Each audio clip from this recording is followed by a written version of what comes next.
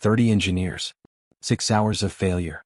The company's systems were seconds from collapse, and jobs, millions of dollars, and reputations were all on the line, until a delivery girl, sweating, out of breath, and 1 minute late, walked into the room and rewrote the ending no one saw coming. She wasn't supposed to be there. But within 60 seconds she did what top experts couldn't, and it didn't just save the company, it changed her life forever. But what if I told you, her biggest challenge didn't come from firewalls or code, but from the lies that destroyed her family, and the man who tried to erase them forever? Comment where in the world you're watching from. Subscribe because tomorrow's story is one you don't want to miss. Now, sit back, because this story, you'll remember it forever. The tension inside Lion Corp headquarters was unbearable. Alarms flashed crimson across massive wall-mounted screens, each pulsing like the heartbeat of a dying machine. Critical security failure, the system screamed in glowing red. Engineers ran back and forth, sweat pouring down their temples, shouting conflicting commands into headsets that didn't seem to help. Arthur Ling, CEO and founder of one of the world's most powerful tech companies, stood at the center of the chaos, still, composed, silent. His steel-blue eyes scanned the room with a gaze that could cut glass. He checked his watch. 30 seconds, he said coldly. If this isn't fixed, you're all fired. Sir, we're trying, one engineer stammered. But the system won't respond. Arthur didn't blink. He crossed his arms and waited for the storm to swallow the empire he built. Then, with a hiss of hydraulics, the emergency doors slid open. Delivery, a woman's voice echoed through the panic.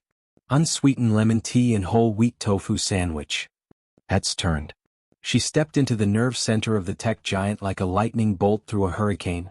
Helmet still on, delivery bag slung over one shoulder, shirt clinging to her from the summer heat. Luna Oliveira, 24. Former computer science student.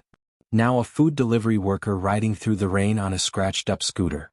Ma'am, this is a secure area, someone barked. Relax, she said, pulling out her phone. Order number 49. For Arthur Ling. It's in the system. Arthur turned slowly. You know who I am? She looked up, slightly annoyed. Of course. Your name's right here on the app. You ordered lunch. I'm 1 minute late. A beat passed. You are? Arthur said flatly. There was traffic, she said with a half smile, holding out the bag. But I'm here now. That's when she saw it. Behind Arthur, the chaos. The code on the screens. The frozen command lines. The blinking red terminal begging for rescue. Are you trying to restart the system with the core cache still active? She asked, her brows furrowing. One engineer scoffed. And now the delivery girl wants to lecture us? It's just, she pointed, stepping closer. That loop you're running? It'll trigger the defense protocol. You're gonna lose the whole backend. Arthur's eyes narrowed. You understand what you're looking at? A little, Luna said. I dropped out of CS in my 4th year. Dad got sick. Bills piled up. The room fell dead silent. Arthur glanced around. No one spoke. No one moved. Try it, he said. Gasp. Shocked eyes. But he didn't waver. Luna hesitated, then stepped forward, hands slightly trembling. She brushed past the engineers, tapped the screen twice, opened a hidden terminal line, and typed in a sequence that only someone deeply familiar with the architecture could recognize. Then click. Silence. Then a different sound, the quiet hum of systems rebooting. The lights turned from red to green. On screen. System stable. Access restored. Luna stepped back. Did it work? No one answered. Everyone stared. Arthur walked slowly to the console, read the display, then looked up at her. What's your name? Luna, she said. Luna Oliveira. Can I go now? Wait. She turned.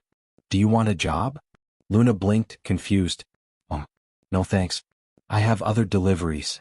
And just like that, she ran out the door, not knowing that over 30 internal security cameras had just broadcast her every move.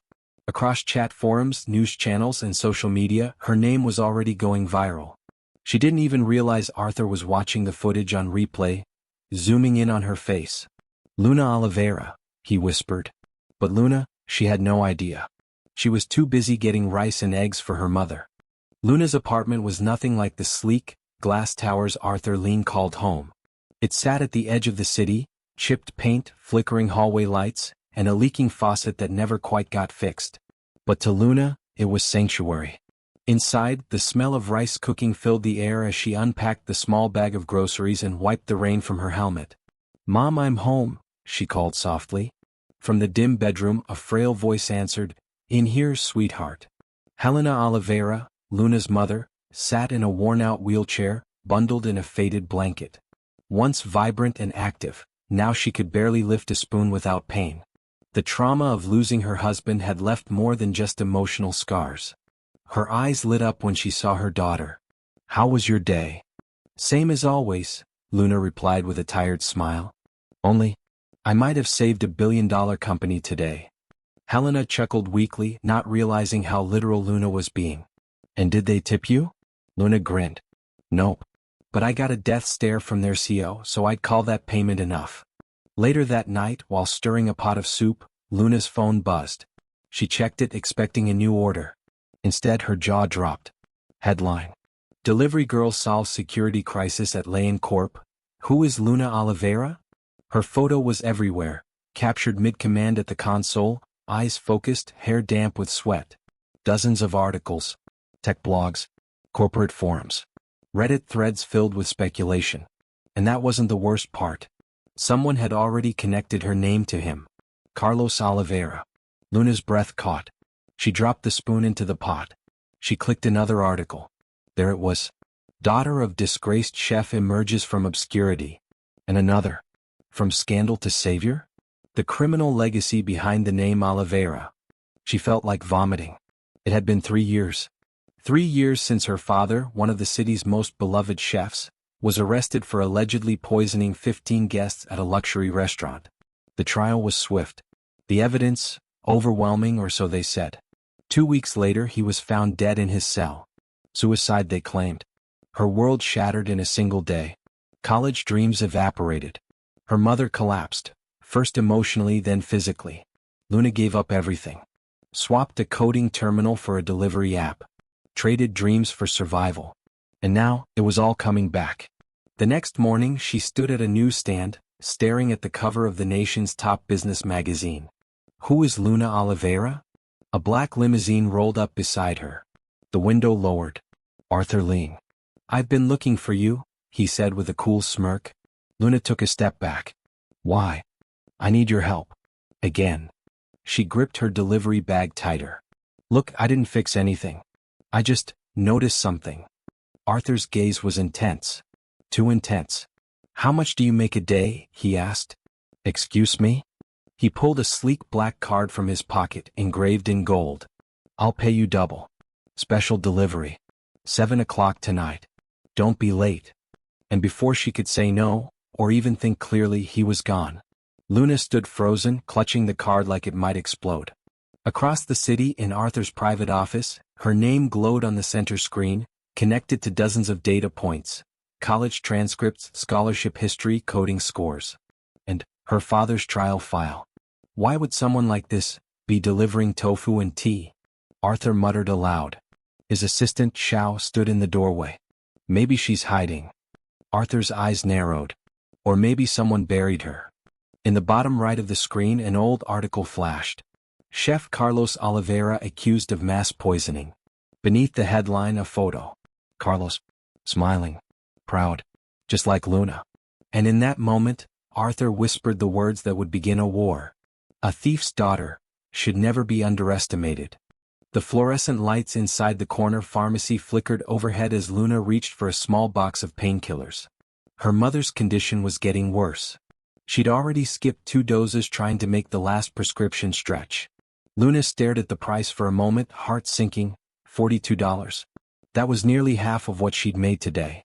Her thoughts were interrupted by a voice. Loud. Mocking. Well, if it isn't Luna Oliveira, crawling out of hiding. Luna froze. Rita Menzies. They had gone to the same college, briefly. Rita had always worn arrogance like perfume. Strong, expensive, and impossible to ignore. Her platinum hair, perfect makeup, and condescending smirk hadn't changed one bit. Thought you disappeared after your dad got arrested, Rita sneered, loud enough for everyone in the pharmacy to hear. How's life as the daughter of a killer? People turned. A woman paused near the cold medicine aisle. A man waiting at the counter lowered his newspaper. Luna kept her gaze down, fingers tightening around the box in her hand. "My father was innocent," she said quietly. Rita laughed, cruel and sharp. "Right. That's why he hung himself in prison, right? Totally innocent people always kill themselves." Luna's face flushed, but she stayed still. She mentally counted to 3. 1, 2, 3. Her phone buzzed. A message from her mom. "Don't forget the medicine, sweetheart. Love you." It grounded her. Stopped her from saying what she really wanted to say. She turned her back on Rita, walked to the counter, paid for the medicine, and left without a word. Behind her, Rita called out, "Coward. Just like your father." But Luna didn't stop. Not even when her eyes stung. Outside, the sky had darkened. Storm clouds gathered, mirroring the weight inside her chest. At home, her little brother Pedro was on the kitchen floor, fiddling with a wrench under the sink. "P?" she asked, wiping her face as she entered. "What are you doing?" "The faucet's leaking again," he mumbled, not looking up. "I don't want Mom to see it." Luna knelt beside him, watching as he tightened the valve with careful precision. His small fingers were smudged with grime, but his focus never wavered. So much like their father. "Where's Mom?" "Sleeping," Pedro said. "She was really tired today." Luna went to the bedroom and peeked in. Helena lay curled beneath a threadbare blanket, a soft smile on her face even in sleep. Beside her on the nightstand was an old framed photo of Carlos, beaming, holding up a golden ladle in front of a crowded kitchen. Her phone buzzed again. This time, a different name lit up the screen. Marcos, delivery app manager. "Luna, you're done," he said before she could speak. "I've had complaints." "Complaints? From who?" "First, you sneak into a high-security office. Then you show up in the news. This is bad for business." "Marcos, I didn't sneak." "Bring back the uniform tomorrow. You're off the platform." The line went dead. Luna sat on the kitchen floor, back against the cold tile wall, the phone still in her hand. Another job. Gone. The money from deliveries barely covered her mom's medicine and Pedro's school lunches. Now even that was gone. She reached into her pocket and pulled out Arthur Ling's black card. She stared at it for a long moment. The address etched in gold shimmered faintly under the dim kitchen light. Maybe, just maybe, this was her only option now. 7:02 p.m. She pedaled her rusted bicycle through traffic, her heart pounding faster than the wheels spinning beneath her. She wore the cleanest jeans she owned and a blouse borrowed from her neighbor. It wasn't much, but it was something. She stopped in front of one of the city's most exclusive restaurants, a fortress of glass and gold. The valet gave her a skeptical once-over. "Service entrances in the back," he said, gesturing with his chin. "I'm looking for Arthur Ling," she replied, lifting her chin. The valet snorted. "Right. And I'm the president of France." Just then, a sleek silver Aston Martin pulled up. Arthur stepped out, flawless in a tailored navy suit. The valet practically tripped over himself in greeting. "Mr. Ling, your table is ready." Arthur spotted Luna. He walked straight toward her. "You're late," he said, checking his platinum watch. 2 minutes, she replied. "I came by bike." He glanced at the bicycle. Then her clothes. Then her eyes. "Let's go." Inside, the atmosphere buzzed with quiet wealth. Crystal chandeliers, velvet chairs, celebrities whispering behind champagne flutes. Luna walked stiffly beside him, every eye in the room tracking her like a virus in a sterile environment. They sat at a corner table overlooking the lit-up skyline. "Why am I here?" Luna asked, arms crossed. "I want to offer you a job," Arthur said plainly. "Security. Tech." She laughed, dry and bitter. "I didn't even finish college. I don't care about degrees. I care about results." Luna stared at him, uncertain. "Why are you really doing this?" she asked. "You don't even know me." Arthur studied her, long and silent. Then he said, "You did in 1 second what 30 trained engineers couldn't do in an hour. That got my attention." Luna's stomach sank. "You looked into my past, didn't you?" she asked. Arthur didn't answer. But the flicker in his eyes said everything. "You know about my father." The air at the table grew heavy. Arthur's voice softened just slightly. "I know he was a talented chef, and supposedly a criminal." Luna's jaw clenched. "That's what everyone says." A server approached with 2 plates, one an artful arrangement of caviar and edible gold for Arthur, and the other a stunning vegetarian creation for Luna. She stared at it without touching. "My dad cooked better," she muttered. Arthur looked up, surprised. "You cook too?" "I learned from him. But I never had the chance to finish." He watched her with that intense, unreadable gaze. "I have a proposal for you," he said finally. "A test." Luna narrowed her eyes. "What kind of test?" "Tomorrow. 9 a.m. LionCorp headquarters." She scoffed. "And if I say no?" Arthur leaned forward. "Then I'll have wasted my time.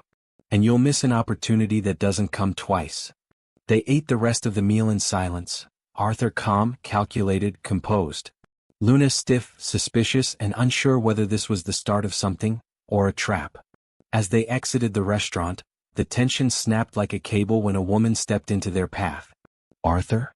Her voice was velvety, artificial. Her smile sharp enough to slice. She was tall, elegant, and dressed in a designer gown that shimmered under the lobby lights. But it wasn't her dress that stopped Luna in her tracks. It was her name. Sophia Menzies.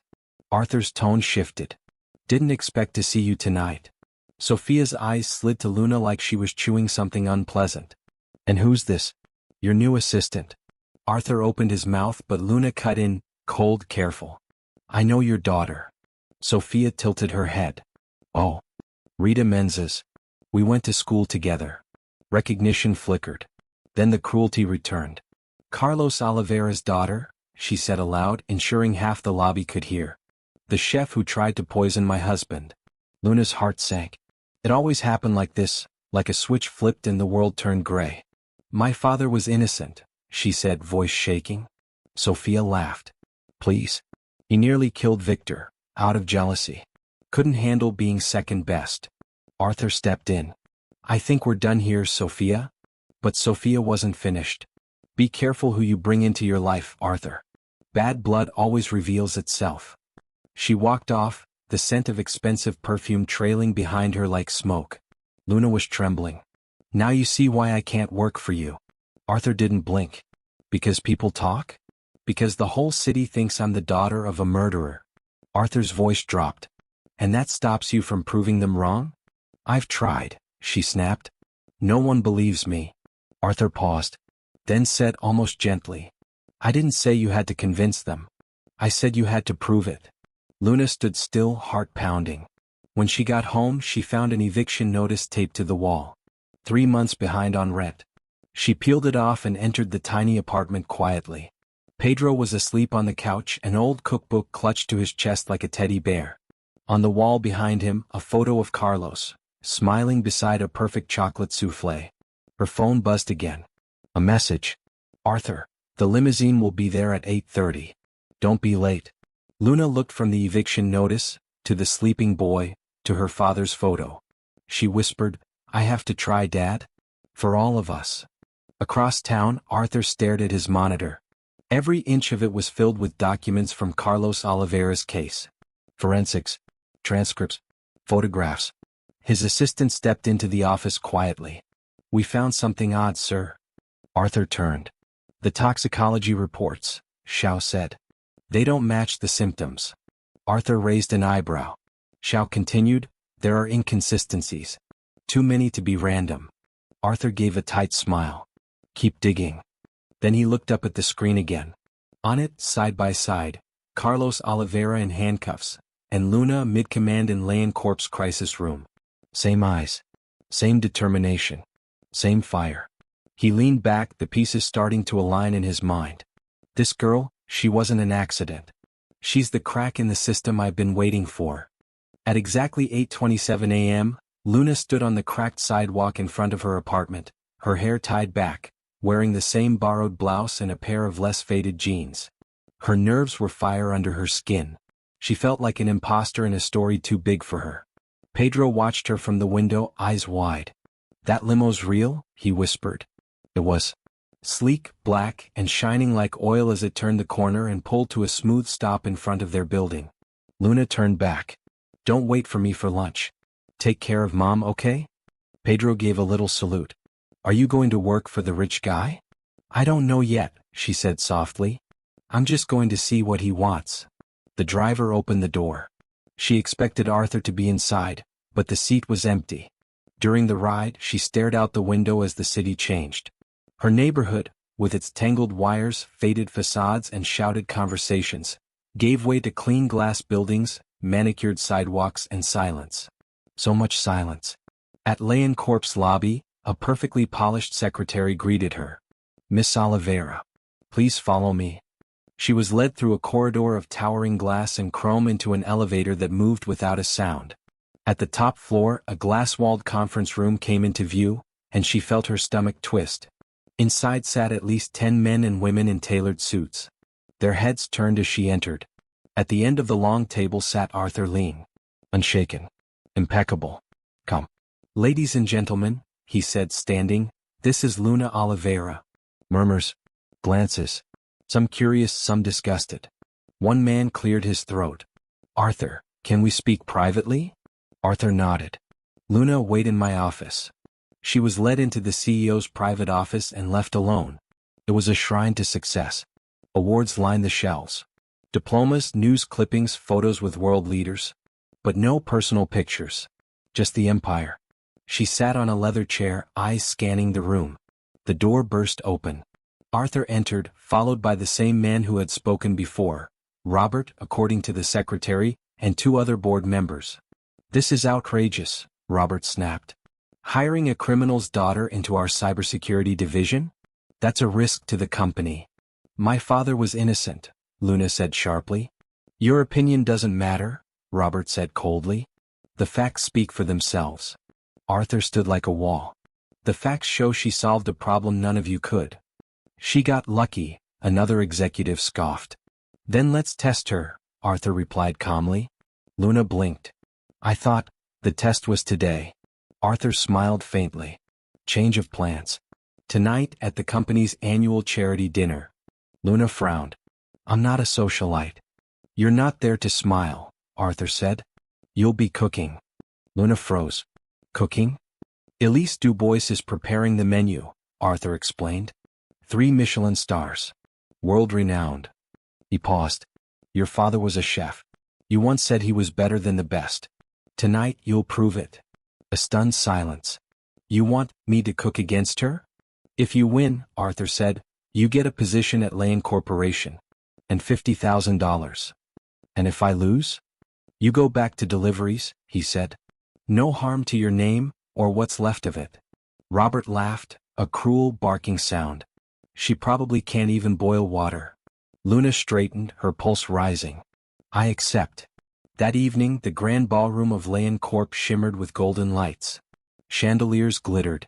Champagne flowed. And Luna stood in the kitchen entrance, her borrowed blouse now covered by a white apron. The air smelled like garlic, rosemary, butter, and nerves. Elise Dubois stood at the opposite end of the kitchen. Tall, elegant, with sharp features and eyes that missed nothing. When she spotted Luna, she wrinkled her nose. Tia fille, she said in French, clearly irritated. An assistant whispered in her ear. Ah. The challenger, Elise said with a smirk. Arthur entered, looking powerful and magnetic in a tuxedo. Is everything ready? Oui, Elise answered. But I still think this is a farce. The rules are simple, Arthur announced. Each of you will prepare 1 main course. Guests will vote blindly. Winner takes all. Luna glanced around. Elise had a team of 7 chefs. I get help? She asked. You may choose 1 assistant, Arthur offered. Luna scanned the room. Every assistant wore Elise's crest. Then in the corner, a boy washing dishes. You, she pointed. He turned, startled. Me? What's your name? Miguel. You're with me now. Laughter echoed across the kitchen. You're picking a dishwasher? Elise mocked. Good luck. Miguel shuffled over, wide-eyed. What do you want me to do? Luna took a breath. She heard her father's voice in her head. Cooking isn't about recipes. It's about telling a story. Get me olive oil, thyme, rosemary, and the fillet, she said. Miguel ran. And Luna began to write her story on the plate. At first, Luna's hands trembled as she prepped the ingredients. Her movements were clumsy, her knife hesitating over the vegetables. Elise moved like a machine, slicing, searing, commanding her brigade in rapid French. The contrast was undeniable. Whispers traveled through the kitchen. She doesn't stand a chance. She looks like she's never held a knife. Miguel stood nearby, uncertain. What now? He asked. Luna didn't answer right away. Instead she paused, closed her eyes, and remembered the kitchen at home. Her father teaching her how to make garlic butter from scratch. His voice, calm, warm, guiding her through each step. The smell of herbs and flame. When she opened her eyes, they were focused. Sure. Alive. Grab the shallots. Give me a small saucepan. And Miguel, don't just stand there. Watch. From that moment on, her rhythm changed. She stopped copying others. She started flowing. Searing the fillet with precision. Infusing the sauce with rosemary and citrus. Her hands danced, not fast but sure. Across the kitchen, Elise frowned. For the first time, her confidence flickered. Arthur watched from the doorway, arms crossed, eyes fixed on Luna. Robert approached him. This is a mistake. She's going to embarrass the company. Arthur didn't flinch. We'll see. Time passed quickly. As the final minutes approached, Luna's dish was ready. Simple in presentation. No gold flakes, no truffle dust, but its aroma filled the air with something honest. Something nostalgic. On the judges' table, 2 covered plates were placed side by side. The guests took their seats. Politicians, tech moguls, and journalists leaned forward with anticipation. Even Sophia Menzies had returned, dressed in emerald green and dripping with sarcasm. That girl again? She whispered, not so quietly. Why not let her serve poison directly and save time? Luna's stomach twisted, but she held her ground. The first guest, a renowned food critic, tasted Elise's dish. Incredible, he said. Refined. Elegant. He moved to Luna's plate. He paused, chewed slowly. This reminds me of something, he murmured. Something warm. Familiar. Sophia leaned forward. That's Carlos Oliveira's daughter, you know? The chef who tried to kill my husband. Yes. All eyes turned. I wouldn't eat anything she made, Sophia added. We all know how that story ended. A murmur spread. One guest pushed the plate away. Another hesitated, fork in midair. Arthur rose from his seat, calm but ice-cold. Mrs. Menzies, he said, if you refuse to taste the dish, you forfeit your right to vote. Sophia's smile vanished. And if anyone else agrees with her, Arthur continued, Leon Corp will withdraw sponsorship from your projects. Effective immediately. Silence. Slowly the forks lowered into Luna's dish. The room fell quiet as each guest tasted. Luna stood behind the kitchen doors, unable to breathe. Miguel whispered beside her, whatever happens, that was the best thing I've ever tasted. The ballroom lights dimmed as Arthur stepped onto the small stage, a golden envelope in hand. Tonight, he began, we asked 2 chefs to prepare a single dish. One the finest in the industry. The other, a complete outsider. Luna felt her knees weaken. By a margin of 3 votes, Arthur continued, the winner is Luna Oliveira. The ballroom erupted. Elise's jaw dropped in disbelief. Sophia stood abruptly. There must be a mistake. Arthur's voice cut through the noise. The votes were counted. Twice. Luna stood frozen. Miguel gave her a gentle push forward. Applause grew. Camera flashes exploded. A check was handed to her, $50,000. Her hands shook as she touched it. Rent, medicine, Pedro's schooling. 1,000 worries, silenced. Arthur stepped beside her. You earned it, he said quietly. And for the first time, she believed him. The morning light filtered through the threadbare curtains of Luna's apartment. She sat at the tiny kitchen table, the $50,000 check lying flat in front of her like a golden ticket from another universe. Her mother, Helena, sat beside her, holding the paper with trembling fingers. 50,000, sweetheart, she murmured. That's a lot of money. Pedro ran into the room, still in his pajamas. We're rich now, right? We can buy a house. And a real fridge. Luna smiled softly. It's not that much, P. But it's enough to help. Her phone buzzed. A message from Arthur. Office. 10 a.m. We need to talk. She stared at the screen for a long moment. But before she could answer, the doorbell rang. She opened it slowly, and froze. A man in a suit and tie stood there, microphone in hand. Behind him, a camera crew and two vans marked, National Daily. Luna Oliveira? He asked. Why yes. I'm a reporter. Would you like to comment on the accusations that you followed in your father's footsteps, using manipulation and sabotage to win last night's competition? What? She blinked. A second van door slammed. More reporters appeared. Is it true your father taught you poisoning techniques? Did you use your connection to Arthur Lean to cheat? Luna stepped back, her face pale. No. The questions came fast, cruel, coordinated. Someone threw out. Was your win a setup, Miss Oliveira? Luna slammed the door shut, heart pounding. She turned to her mother and brother, both staring wide-eyed. They're trying to ruin me, she whispered. At Layan Corp headquarters, Arthur stood in front of a massive TV screen, arms crossed, jaw tight. The footage of Luna being ambushed by reporters played on loop. On another screen, Victor Menzies sat smugly in a studio interview. She's dangerous, he told the camera. Her father almost killed me. Now she's infiltrated one of the most secure companies in the country. Arthur turned off the TV with a sharp flick of the remote. This is a campaign, he said. Xiao entered holding a tablet. Sir. The board is calling for an emergency meeting. They want her fired immediately. Arthur didn't react. What about Victor? He's feeding every major network. They're calling it DNA sabotage. He says Layan Corp is under threat from within. Arthur's voice dropped to a low growl. He's scared. He knows we're close. Xiao hesitated. Sir, are we? Arthur turned slowly.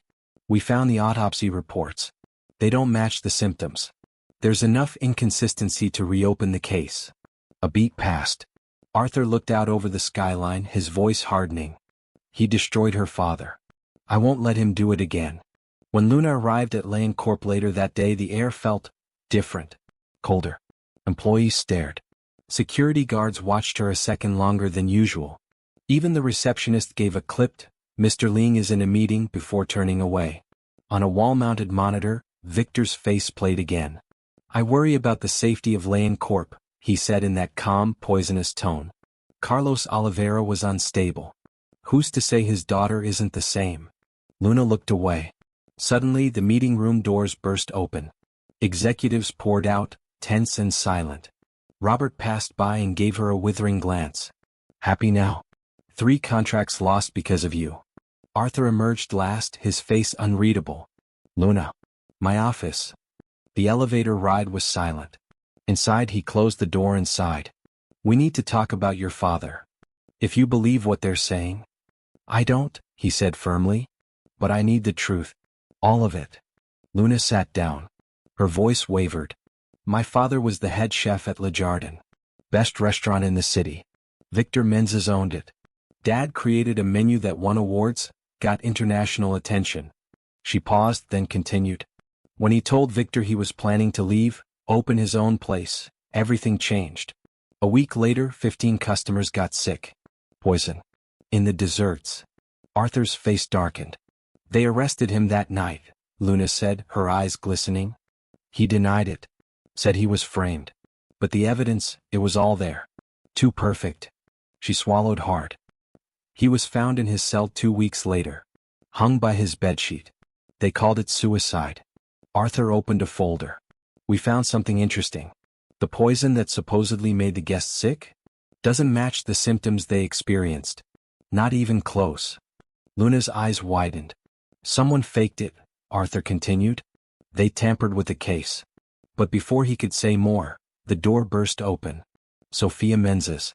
Followed by a cameraman and 2 security officers. Arthur Ling, she barked. How dare you protect this criminal? Arthur stepped forward. Who let you in? My husband holds shares in your suppliers, she snapped. The public wants answers. She turned to the camera. That girl is the daughter of a murderer. And now she's manipulating her way into Layan Corp just like her father tried to poison my husband's career. Luna stood shaking. Enough, Arthur ordered, signaling security. Get them out. Now. Sophia struggled as she was escorted out. You'll regret this. The board is already voting to remove you. Once they were alone, Luna sat down, trembling. I should go, she whispered. I'm ruining everything. Arthur stood still, then walked to the window. You know why I was drawn to you, Luna? She shook her head. Because we're alike. We know what injustice feels like. He turned eyes steady. We're going to clear your father's name. And we're going to end Victor Menzies, for good. Rain poured heavily as Arthur's limousine pulled up in front of Luna's modest home. The narrow street barely fit the sleek vehicle. Neighbors peeked through curtains, whispering behind half-closed windows. Luna stood under the porch light, unsure whether to come out or send him away. Are you sure about this? She asked, stepping out beneath her umbrella. You don't have to come in.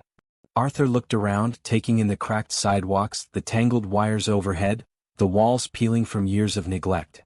Are you ashamed of where you live? He asked. Luna lifted her chin. No. I'm proud of my home. I just thought, maybe you wouldn't feel comfortable. Arthur gave a small smile. You think I was born with a silver spoon? Before she could reply, the driver opened the door. Arthur stepped out into the rain without hesitation, his expensive shoes splashing in the puddles. He followed Luna up the stairs and into the warmth of the small house.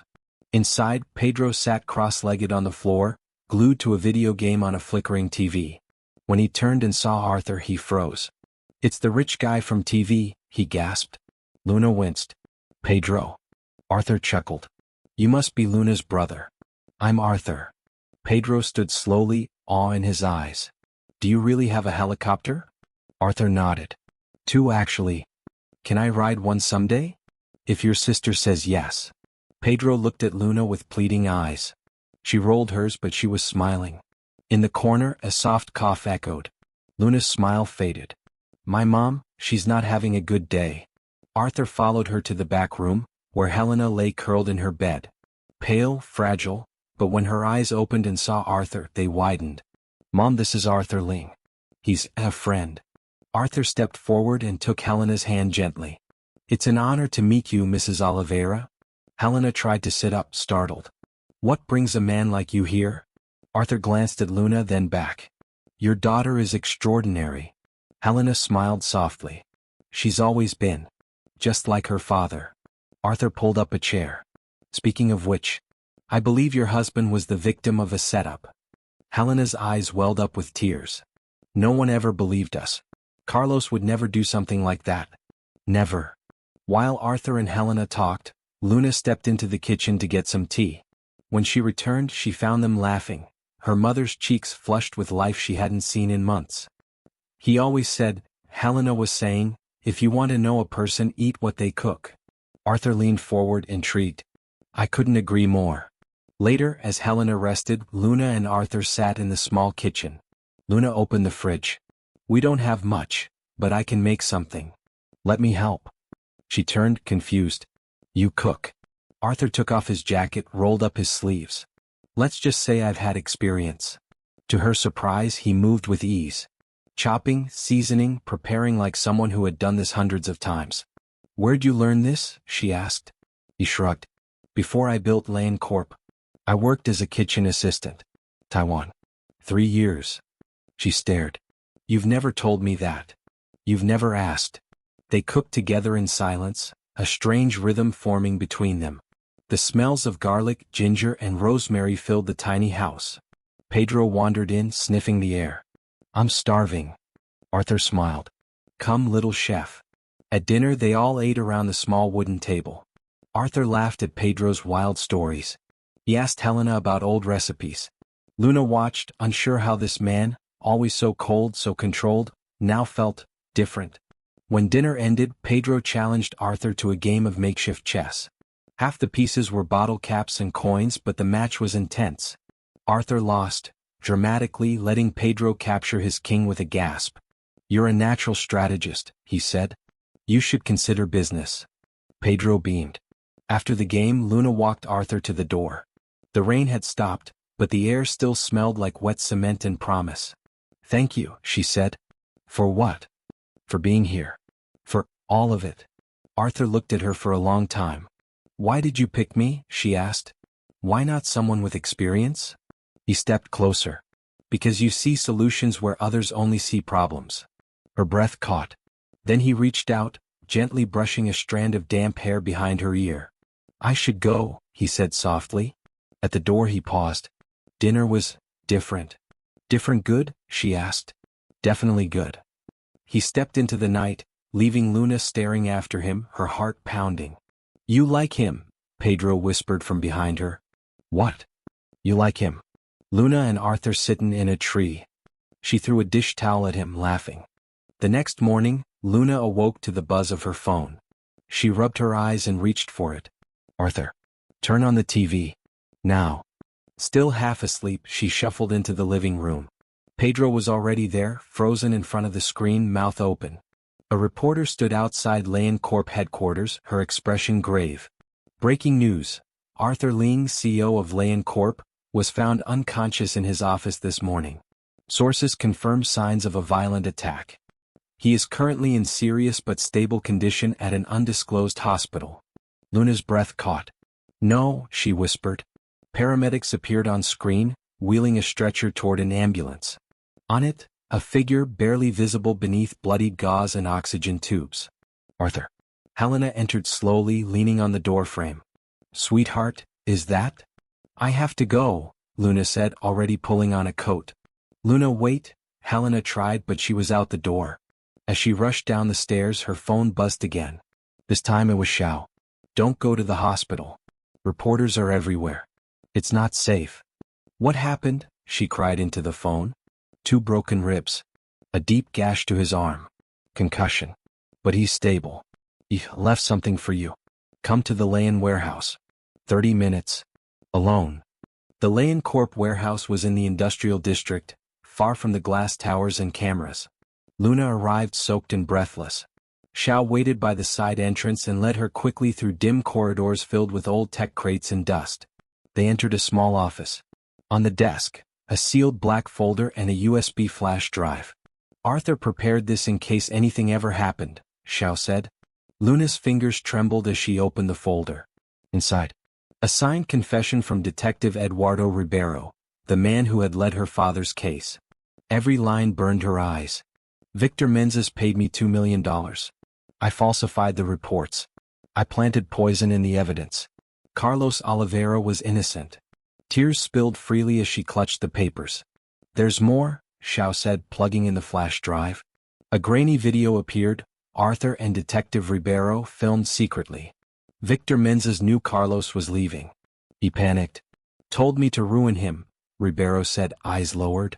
Your father was framed. Luna stepped back from the screen, hands over her mouth. This clears everything.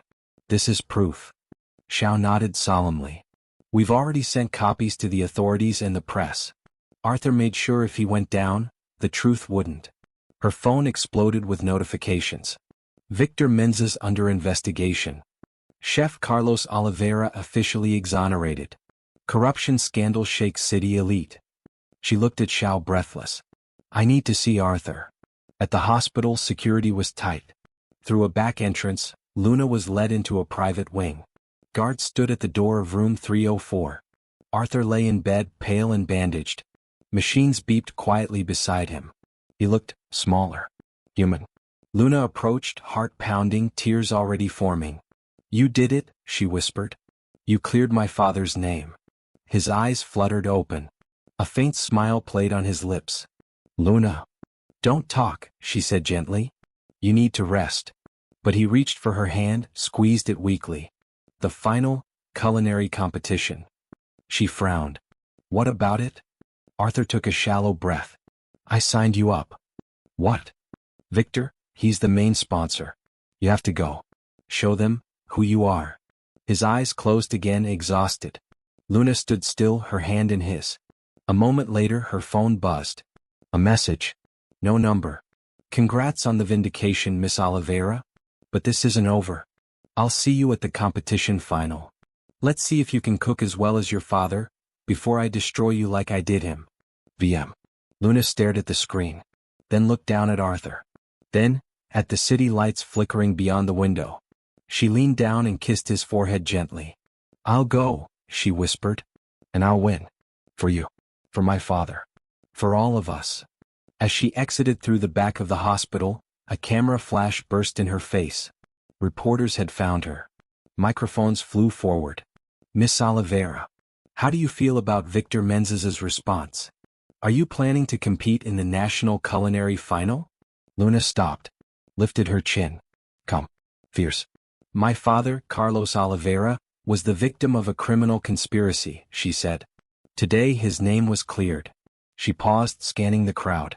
And yes, I'll compete. And you can tell Victor Menzies, I'll be ready. The days leading up to the national culinary final moved like a whirlwind. Carlos Oliveira's name was everywhere. Headlines, talk shows, food blogs. From shame to legacy, Chef Carlos Oliveira proven innocent after 3 years. Victor Menzies under federal investigation after corruption exposure. Daughter to compete in final that could rebuild her family's honor. The public prosecutor reopened the case. A court date was set. Sofia Menzies had vanished, reportedly traveling abroad for rest. But everyone knew the truth. The empire was crumbling. Luna stayed focused. She split her time between hospital visits and the training kitchen Arthur had secretly outfitted in their safe house. Stainless steel counters, industrial burners, imported spices, it had everything. Except him. Arthur was recovering slowly. His body was healing. His voice was stronger. But his doctors insisted, no stress, no boardrooms, and definitely no competitions. Still, he found a way to help. Again, he said from the couch, watching her technique. The reduction is off. I followed the ratios, Luna protested, wiping sweat from her brow. Then your heat is wrong. You're rushing it. She sighed, then adjusted the flame and tried again. Arthur gave a faint nod. You know, you're more critical than my father ever was, she muttered. Arthur smirked. Then he was too kind. She grinned despite herself. Pedro barged in, waving a tablet. Look. The screen showed Victor Menzies leaving court, surrounded by reporters. Indicted for obstruction, bribery, and conspiracy to defame, the anchor said. Victor's once proud expression was now hollow, shadowed by sleepless nights and a losing battle.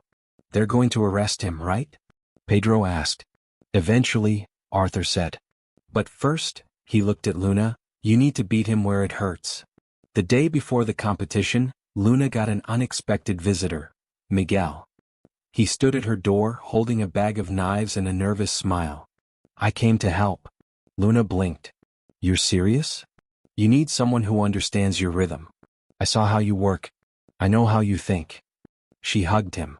You're exactly who I need. That night, as she organized her knives, Luna found something she hadn't seen in years, her father's old recipe notebook.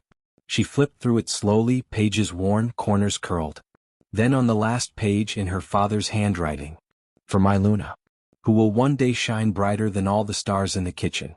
The secret is not in the ingredients, but in the love we put into every dish. She stared at the words, her eyes burning. Thanks, Dad, she whispered. I needed that. The convention center buzzed with energy. Lights, cameras, velvet ropes. The culinary world's biggest names were in attendance. Luna stood at the edge of the main competition hall, staring at the glowing final round banner. 8 contestants. All award-winning chefs. Most with international experience. Some with Michelin stars. And Luna, the girl once mocked as a poisoner's daughter, now standing in their ranks. Arthur arrived just before the start. Still pale but dressed sharp, walking with a cane. You're supposed to be in bed, Luna said, rushing to him. And miss this? Not a chance. Their eyes met. She saw it there again, belief. No questions. No doubts. Just trust. On stage, the host addressed the nation. Ladies and gentlemen, welcome to the National Culinary Final, broadcast live across 47 countries. Cheers erupted. The theme was announced. Reinvention, a classic dish reimagined with personal identity. Luna's stomach flipped. It was perfect. She knew exactly what to make. Her father's signature dish, sea and earth, but reborn through her own experience. Scallops, red wine reduction, rare herbs, earthy roots, and a spice blend he taught her the night before everything fell apart. You got this, Miguel whispered as the timer started. From the mezzanine above, Victor Menzies watched with arms crossed, sipping a glass of champagne. Helena and Pedro sat in the front row. Pedro fidgeted excitedly. Helena clutched Luna's father's old locket. Back in the kitchen, Luna and Miguel worked with fluid motion. She seared, he plated. She reduced, he prepped garnish. Everything was going well, until a production assistant approached. "Rule update," he said with a forced smile. "There will be an additional evaluation, advanced molecular gastronomy techniques. By request of the main sponsor." Luna's hands froze mid-motion. "That's not in the rules," Miguel protested. "Victor," Luna muttered. "He's trying to sabotage me again." But she didn't flinch. "My dad loved molecular tricks," she said. "Let's show them what it really means." 3 hours later, the dishes were done. 8 plates were placed before the judges. Each judge took careful bites, whispered, took notes. When they reached Luna's plate, they paused longer than usual. "This is his signature," one murmured. "But reimagined," another added. "Bold.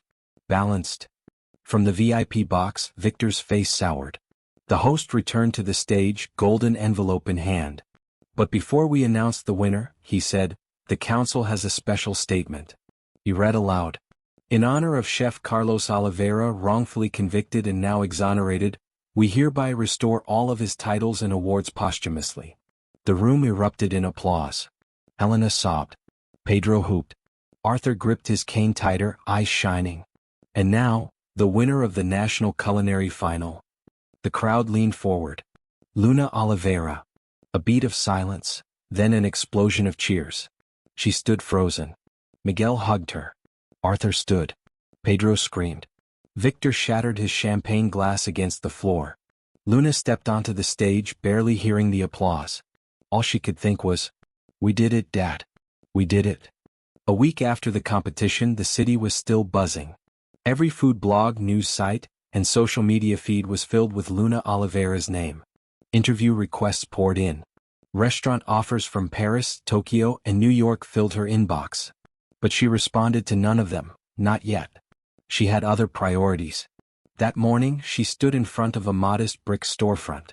The windows were dusty, the for lease sign crooked. But she could already see it in her mind. Her father's dream, reborn. She turned the key and stepped inside. Arthur followed behind her, still leaning lightly on his cane. "It's perfect," he said, glancing around the space. "It's small," Luna replied, running her fingers along the wooden bar top. "But it has a soul." He looked at her. "So do you." She glanced over, smirking. "Are you flirting with me, Mr. Lean?" He raised an eyebrow. "Would it be entirely inappropriate?" She laughed. "A little. But I'll allow it." They stood in silence for a beat. Then Arthur pulled something from his coat pocket. A plaque. Engraved in gold.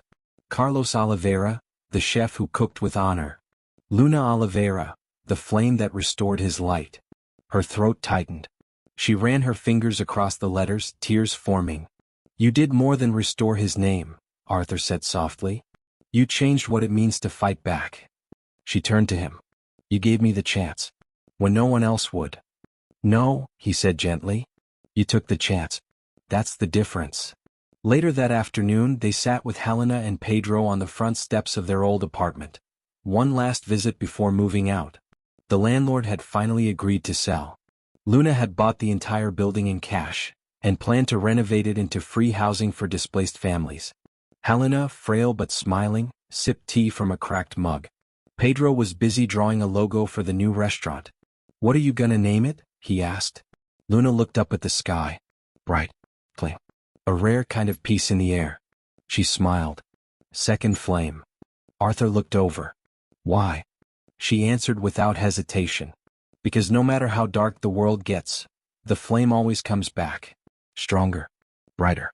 Even if it has to start from scratch." Pedro grinned. "That's so cool." Helena reached for Luna's hand. "Your father would be proud." That night, Luna stood alone in the new restaurant space. The plaque already hung near the door. She lit a single candle on the counter and whispered, "We're open." Outside, a crowd had already begun to gather. Inside, the kitchen lights turned on. And for the first time since the worst day of her life, Luna felt home.